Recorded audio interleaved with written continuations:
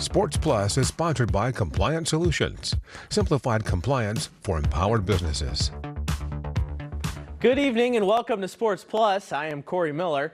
We have a chat with Blues head coach Jim Montgomery and the story of a local couple making a name on the American Ninja Warrior stage. But first, we start with the Cardinals, who tried to win their holiday weekend series against the Cubs today in Chicago. And so, for tonight's main event, we head to Wrigley Field for Sunday Night Baseball. Eric Fetty got the start, and things did not go well for him once again. First inning, Pete Crow Armstrong stays hot. He drives in the first run of the game.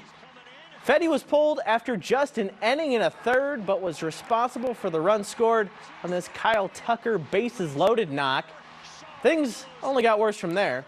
It is already 10-0 when MLB's leading RBI man, Seiya Suzuki, adds to his total with this opposite field homer. It is another blowout in Chicago. Cubs rout the Cardinals to take the series. Congrats to Cardinals second baseman and Mr. Do-Everything, Brendan Donovan. He has been named a first-time All-Star. Donovan leads the Cardinals in hits, doubles, average, and on-base percentage. The All-Star game will be played on July 15th down in Atlanta. USA and Mexico in the Gold Cup final tonight down in Atlanta. It was a good start for the U.S. Fourth minute, Chris Richards heads one in. Americans go up 1-0. Mexico would tie it, and then in the 77th minute, Edson Alvarez would get the game winner. Mexico wins 2-1 to dash the United States Gold Cup dreams.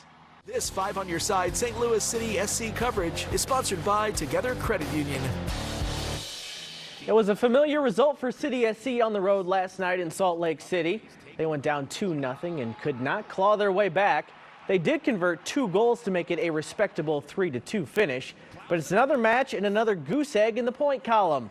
Here's what Coach Critchley had to say about the team's current morale. It's an interesting environment because there's belief there and there's hope there because there is a lot of good stuff happening. We just don't seem to have any luck going on our way right now from the morale standpoint and from the motivation standpoint. I have no concern about that right now at the current moment. I'm a hardworking kid. I love baseball. I'm really passionate about the sport, and I just love winning. Just love to be here within 2 to 3 years. But for now, it's just about just getting better. That was Cardinals prospect Joshua Baez right after he was drafted 4 years ago. Since then, a lot has happened. The lows have been low. In 2023, he hit just .218 in A-ball and struck out 122 times.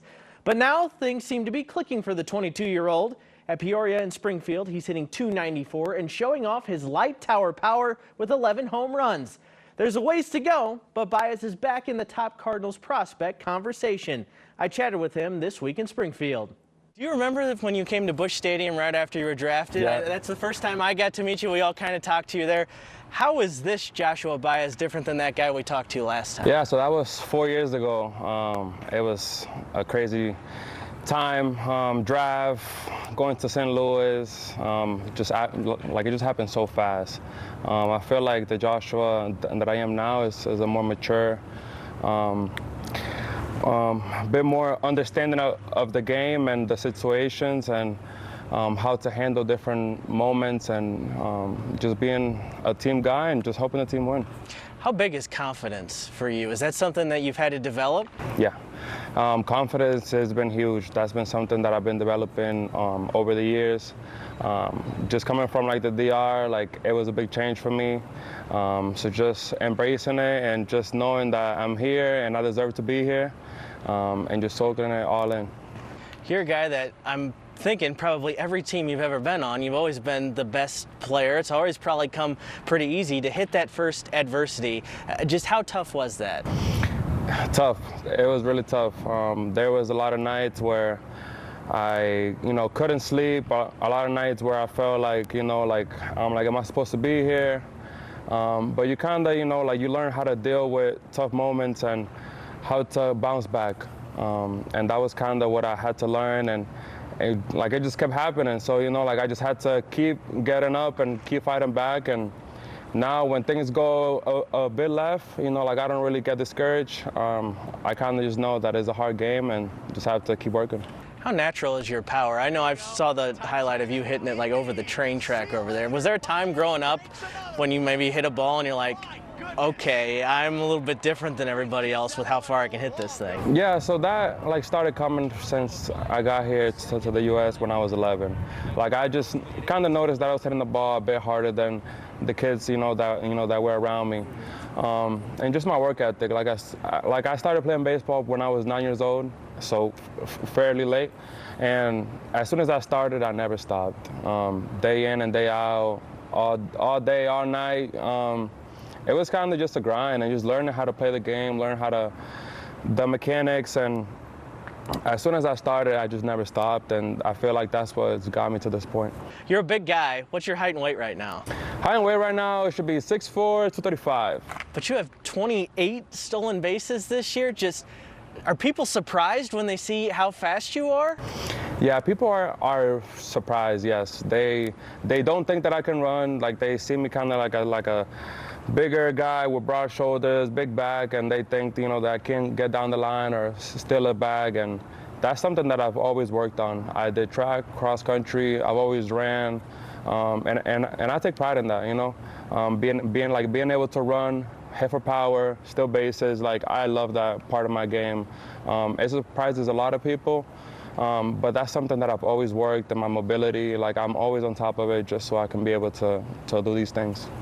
Last thing, if this is for our St. Louis audience back home, if this is the first time they're maybe hearing from Joshua Baez, what would you want Cardinal fans to know about you? Cardinal fans, I would like for them to know that I'm a hard worker, that I persevere, and that I never give up, and I'm trying my best to get to the show.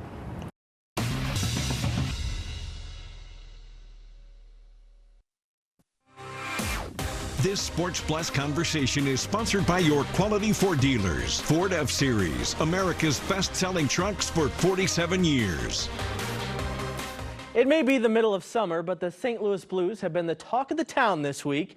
Between free agent signings and a big trade, the team is making moves ahead of Jim Montgomery's first full season at the helm. My conversation with the head coach of the St. Louis Blues is tonight's Sunday Conversation.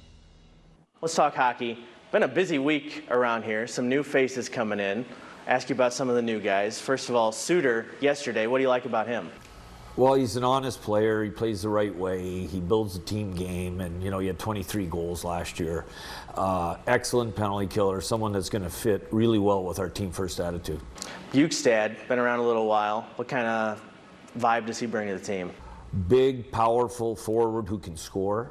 And another guy that just is all about the team. So, we're trying to get the right people, not only talented players.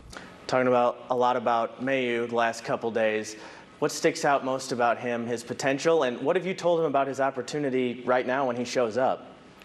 Well, we're excited about him. I mean, this is a guy who probably goes top 10 in the draft, and also just the way he's played. Like, he's been a dominant player in the American Hockey League, and Canadians have a lot of really good young defensemen. So it worked. The trade worked for both teams. Hated to see Bolduc go, but this young man's going to be a real good Blue, and our fans are going to love him. I think we may have asked you more about Zach Bolduc last year than any player on the roster, just because of the nature of his breakout season. Just how deep is the forward group to be comfortable making that trade? Yeah, we're really deep at the forward, and especially on the wings. So when you can move a player that is as good and as well liked as Zach Bolduc to get a really talented young defenseman that is really going to grow and become a real permanent fixture for us and help us win a lot of games, it speaks volumes about the job that Doug Armstrong and the scouts are doing, drafting great young players. Army's time in the big chair is starting to wind down here. Give me an insight into your relationship with him. He brought you here after Dallas. He brought you back after Boston. Just that hockey connection between you two. How would you describe it? Well, I think, I can only speak to my side of it, and it's just a tremendous amount of respect. Not because of what he's done for me. That's above and beyond what you could ask of anybody. But really just how hard he works, how much he cares about the St. Louis Blues, and how he grinds every day to push everybody to be better. And that's what I love, is that he makes me better. It's also prospect camp week. We've seen a lot of highlights of first-round pick Justin Carbonneau. Just what stands out to you seeing him on the ice for a little bit? Oh, he loves to score goals, and his first step or the release, it's right away he's looking to score goals. Goal scorers attack the net, and that's all he's been doing. Army kind of mentioned this. When you have a goal scorer there to take in that position, it seems like you can't pass it up in today's NHL. Is that kind of the thinking that went behind it, do you think? Well, I think it's a big part of it. You know, you look at Bolduc, you look at Snuggerud, Kyrou. You know, we've had a lot of success getting guys that know how to score goals, and it looks like it's going to continue. It's prospect camp week. Guy who's not really a prospect anymore is Dalibor Dvorsky, but he's not quite here yet. What do you want to see from him to earn minutes on your team? Well, one thing about Dalibor, he's younger than the average age of players are here. So he's still a young man developing, and he's going to be really good for us. Like, I know how hard he works. I know he's going to come back after a great summer, and he's going to be faster, he's going to be bigger, he's going to be stronger, and he's going to be that much closer to being a Blue. What's your off-season process like? Do you take a couple weeks and try to look back on everything, and especially all the positives, or are you a guy who the end is always going to stick with you? How do you kind of process what happened last year? No, you take a couple of weeks to get away from it. You still make phone calls to people like in the game or colleagues or whatever it might be, but I like to get away. And then, you know, this has been a great week because we did a lot of work as a staff and the Springfield staff, and we did presentations. So that got us back into the mode of how can we get better. So, and there's a lot of ideas percolating on our staff. Final thought, and it kind of leads off that. Just walking into this building every day, you know, we've seen the vision from Army the last couple years, getting young players, now plugging holes with some veterans, and you guys make a playoff run last year that maybe people didn't expect. Does it feel like it's turned from maybe we see this building to it's here for us right now, we can grab something and make this special right now? Well, I think there's a lot of room for growth still, and we all believe that. You know, the key is going to be the attitudes we all have to push each other and also to play for each other. And if we do those things like we did the last 30 games of the year, we're going to be a team that's going to be better than we were last year.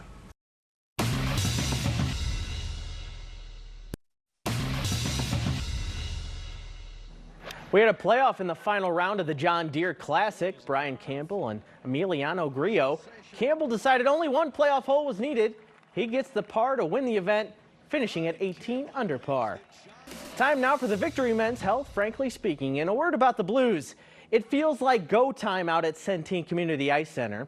The young players have been developed. There are more prospects on the way. Doug Armstrong is making savvy moves to fill holes, and they have the man they always wanted leading the ship in Jim Montgomery. We've seen the plan in motion for a few years now. Last year, you could say they overachieved, taking the President's Trophy winners to the final seconds of a Game 7. Now, it's time to compete for a cup. I know it's only July, but I cannot wait for those brand new Blue Note sweaters to hit the ice this fall. That's our show for tonight. For senior producer Andy Moeller, I am Corey Miller. Have a great night, St. Louis. He's going. Swing, high fly ball, hammer to left. Joel Pozo has just left the